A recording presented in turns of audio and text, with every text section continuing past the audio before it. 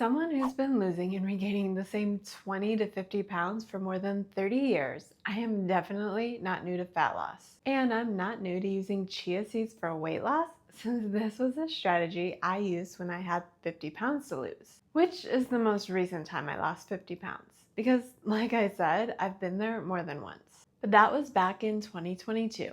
I buckled down, lost the weight, never to be seen again. Well, most of it. Because after hitting my goal, I decided to get cute and test out a bulk, which is where you purposely eat more in order to gain muscle. Which I did get really strong, but that also brought with it an extra 12 pounds of fat. This set me on a mission to get back to a leaner version of myself. And since I got used to eating all of the things while bulking my way back up to 162 pounds, reverting back into a calorie deficit hasn't been easy. So I've tried every strategy that I could get my hands on to deal with the hunger that comes with dropping calories 500 a day. And that's when I remembered the almighty chia seed.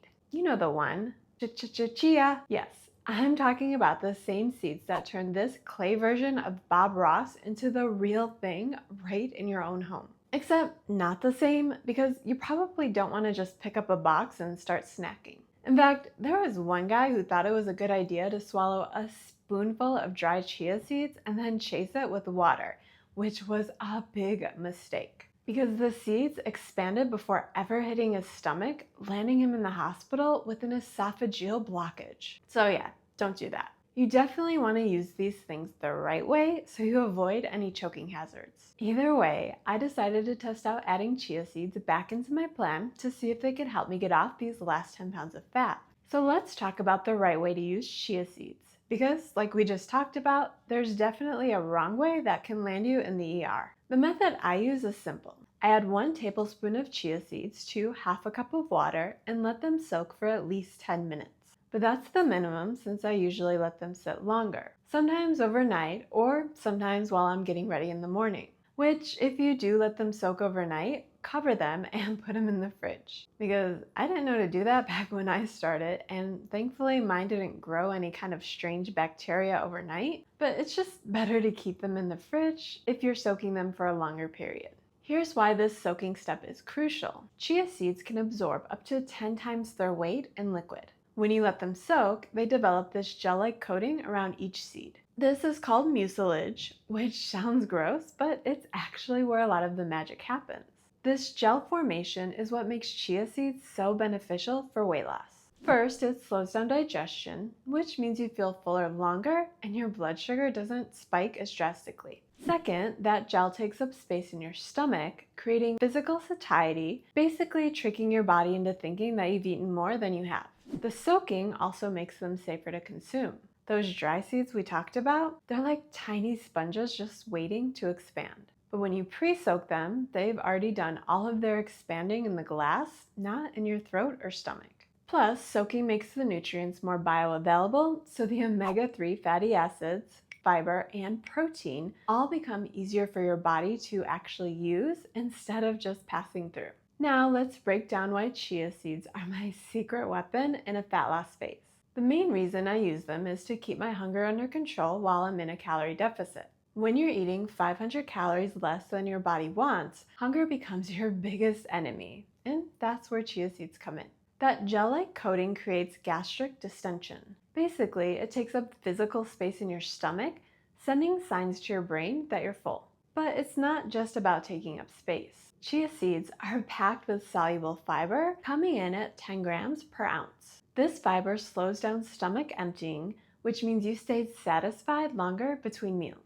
It also helps stabilize blood sugar, preventing those energy crashes that make you anxious to raid the pantry at 3. Here's how I use chia seeds in my fat loss plan. I add 1 soaked tablespoon directly into my protein shake. This turns my typical 165 calorie protein shake into something that keeps me full for hours instead of leaving me hungry 30 minutes later. The combination is perfect because the protein helps preserve muscle while in a calorie deficit, and the chia seeds make it easier to stay in that deficit by managing the hunger that always does its best to derail my progress. Chia seeds also contain omega-3 fatty acids, which help reduce inflammation. That's important since chronic inflammation can interfere with fat loss by messing with hormones like leptin, which controls hunger and satiety. Add only 49 calories per tablespoon. Adding chia seeds won't blow your calorie budget, especially since they make it easier to eat less later. And when you're trying to lose weight, eating less is key. But that doesn't mean that chia seeds magically melt your fat. So if fat loss is your goal, you still have to pay attention to how much you're eating because you still have to be in a calorie deficit. Chia seeds just help blunt hunger signals, making it easier to stick to your deficit. Before we talk about my experience adding chia seeds back in my plan, let's talk about the different ways that you can add chia into your plan. Because not all chia preparations are created equal, and prepping them in different ways leads to greater feelings of fullness than others. If you opt for dry whole seeds, this is basically sprinkling dry chia seeds on top of yogurt or your salad. On a scale of 1 to 10 for fullness, this one only rates about a 6.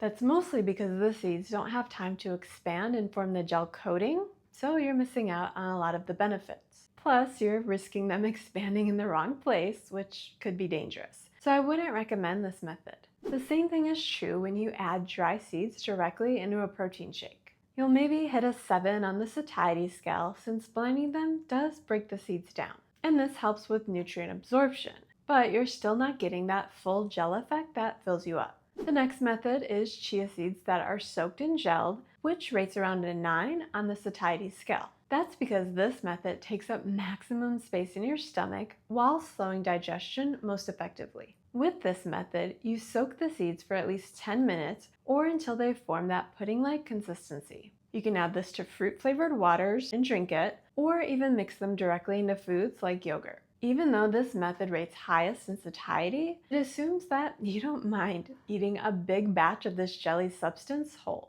which definitely isn't for everyone.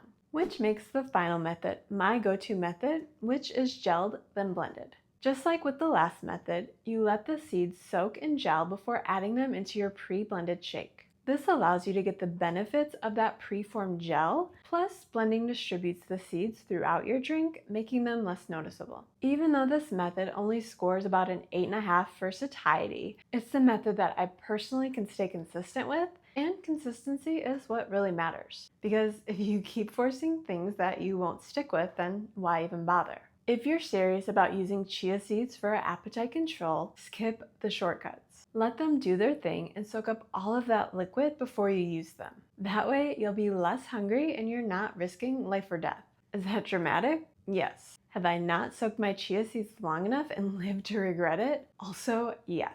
And in case you haven't noticed by all of my drama surrounding chia seeds, there are some major do's and don'ts you'll want to abide by when adding them into your plan. And if you choose not to abide by these rules, then buyer beware. First, don't start out by eating them too close to bedtime. Chia seeds are high in fiber, which is something most people don't get enough of. If you're not used to that much fiber, eating them too late in the day can lead to uncomfortable digestive issues that could keep you awake. So test them early to see how you do. Also, don't go from 0 to hero with how much you start with. Just because these tiny seeds help control hunger, that doesn't mean that you should go all in with a full serving right from the start.